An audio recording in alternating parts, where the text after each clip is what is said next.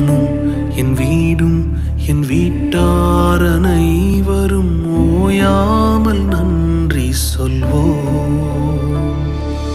நானும் என் வீடும் என் வீட்டார் அனைவரும் ஓயாமல் நன்றி சொல்வோம். ஒரு கரு போல காத்தீரே நன்றி, என்னை சிதையாமல் சுமந்தீரே நன்றி. ஒரு கரு